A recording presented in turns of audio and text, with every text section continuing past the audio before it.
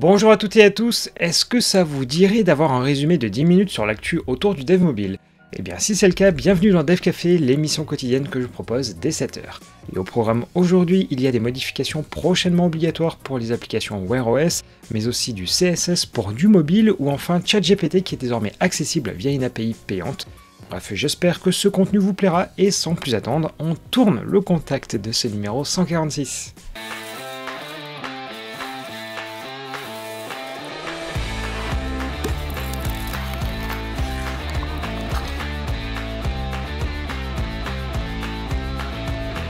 Pour commencer, plusieurs sujets autour de la marque à la pomme vont nous intéresser avec iOS 16.4 qui est disponible dans une deuxième version bêta. Et bon, les nouveautés sont principalement visuelles cette fois-ci avec le retour du précédent effet pour tourner les pages dans l'application Apple Books car il y avait eu une petite polémique autour de ce changement. On retrouve également des références à la version classique d'Apple Music et des changements mineurs comme des paramètres réordonnés ou un écran explicatif sur les podcasts. Et bon, je vous invite à voir les différentes vidéos que j'ai déjà faites car il y a des nouveautés pour nous, les développeurs sur les web apps mais aussi côté SwiftUI. Ensuite, place aux publicités qui ont l'air d'être une véritable cache machine pour Apple car autant ils mettent en avant le respect de la vie privée, autant ces derniers temps les encarts publicitaires se sont multipliés, typiquement dans l'App Store. Et ces efforts commenceraient à payer car selon une étude, la solution d'Apple, à savoir les Apple Search Ads, serait déjà le deuxième réseau publicitaire sur iOS. Et toujours selon cette étude, iOS reprendrait des parts de marché à Android sur l'argent dépensé par les publicitaires, où on est passé de 64% sur Android en janvier 2022 à 53% en décembre. Et selon les explications fournies, ça viendrait d'un marché publicitaire en hausse en Amérique du Nord et en Europe de l'Ouest, mais aussi iOS qui grignoterait petit à petit des parts de marché à Android. Et enfin, je vous montre ce classement qui peut vous être utile si vous cherchez à utiliser des réseaux publicitaires les plus importants. Et finalement, comme quoi associer l'idée de pub à Android, eh bien, il va falloir peut-être retirer ce bout de scotch de derrière son dos. Et enfin, pour le dernier sujet autour d'Apple, c'est une nouvelle histoire autour de la review de l'application Paggy, qui est une application de prise de notes très épurée et initialement disponible sur macOS. Mais son développeur a voulu la sortir pour iPad, mais elle a été rejetée dans un premier temps pour motif de spam, ou plus précisément car elle offre des fonctionnalités similaires à une application qui a été retirée de l'App Store. Alors forcément, ce ne sont pas les applications de prise de notes qui manquent, mais le développeur de Paggy n'a aucun lien avec l'ancienne application. Il a alors répondu justement en expliquant en quoi son application se différenciait et même les ajouts par rapport à la version macOS. Et quelques jours plus tard, la personne en face lui répond qu'elle ne peut pas lui dire quelle est la fameuse application qui a été retirée, et le ou la reviewer termine un tout petit peu le game en mode, et je le cite, « Les applications soumises à l'App Store doivent être uniques et ne doivent pas faire double emploi avec d'autres applications. » En gros, bien, le ou la reviewer lui dit d'abandonner car ce sera totalement mort. D'autant plus qu'en parallèle, ils ont retiré la version qu'ils avaient mise sur TestFlight. Finalement, le développeur publie cet article pour en informer les utilisateurs, mais rebondissement hier car par magie, l'application allait finalement valider. Alors il est fort probable que son article ait fait un peu trop de ramdam pour que ça monte aux oreilles d'autres personnes chez Apple, mais là c'est vraiment dommage car il y a quelques temps il est arrivé exactement la même chose avec un client Mastodon dont je vous avais parlé, qui initialement n'avait pas été accepté et là aussi par magie il avait été validé. Comme qui dirait, eh bien tout est bien qui finit bien, mais on aimerait que ça ne se reproduise plus. On va donc s'arrêter là autour des sujets d'Apple pour aujourd'hui pour aller ensuite sur Android avec deux infos. La première concerne Wear OS où Google a publié un article pour indiquer qu'à partir du 31 août, il y a des nouvelles règles qui vont être mises en place.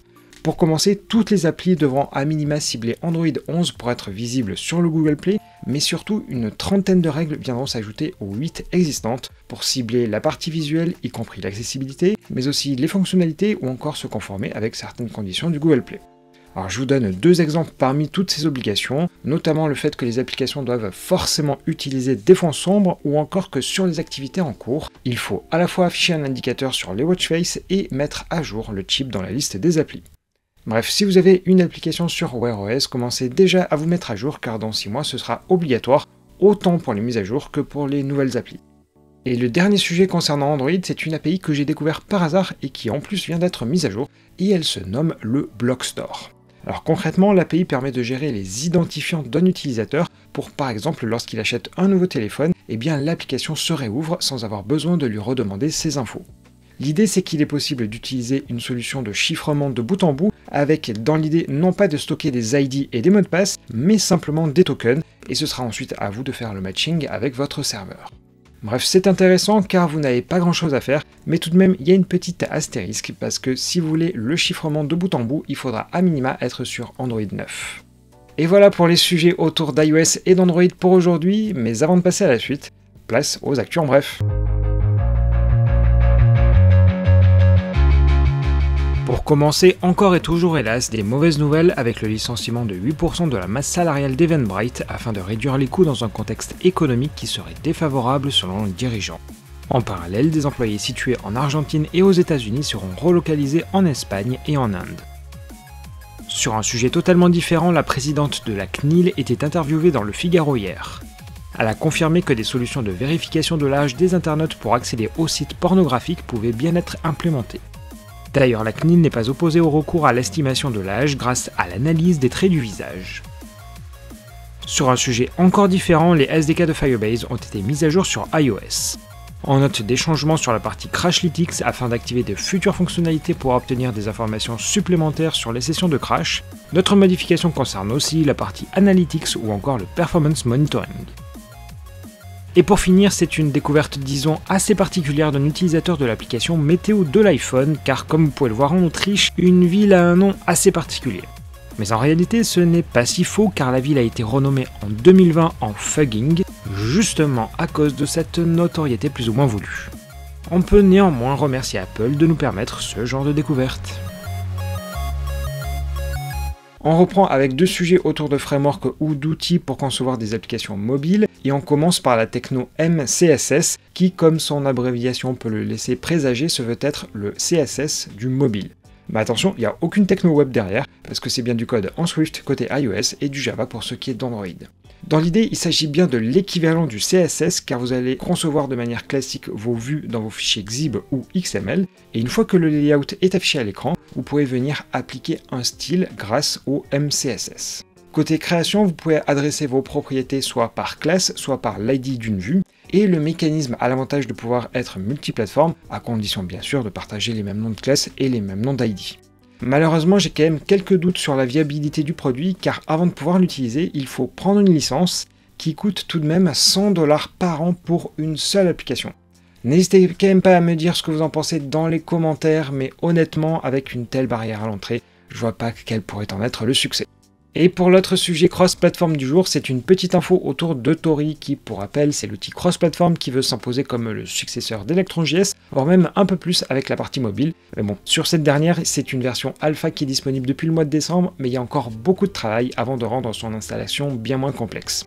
Et il semblerait d'ailleurs que les développeurs de la solution m'aient écouté, car une nouvelle version de l'outil en ligne de commande qui s'appelle Create Tori App est désormais disponible, et vous allez pouvoir lui passer l'argument "-alpha", et dans ce cas-là, il utilisera le template avec la partie mobile, alors qu'avant il fallait faire les modifs sur le projet à la main, et moi je me suis trompé pas mal de fois. Par ailleurs, toujours sur cet outil, la sélection du template par défaut est maintenant bien plus simple qu'auparavant, en vous demandant dans un premier temps la techno que vous voulez utiliser, puis le langage, alors qu'en fait avant tout était mélangé. Bref, Tori s'améliore petit à petit, mais le conseil c'est toujours d'attendre un tout petit peu sur la partie mobile, car on peut quand même juste le qualifier de "it works". Ensuite, on change un tout petit peu de sujet pour dézoomer un peu du mobile avec OpenAI qui vient d'annoncer la mise à dispo des API pour ChatGPT et Whisper. Et on nous donne d'ailleurs quelques exemples d'applis qui sont déjà en prod, comme Snapchat, Shopify et Instacart. Côté tarif pour ChatGPT, ça coûte 0,002$ pour 1000 tokens, et pour ce qui est de Whisper API, c'est-à-dire l'API de speech to text, c'est cette fois-ci 0,006$ par minute générée. Sachant bien sûr que vous pourrez combiner les deux API si vous voulez, et moi j'ai l'impression qu'avec tout ça, on n'a pas fini de voir plein d'applis de type ChatGPT.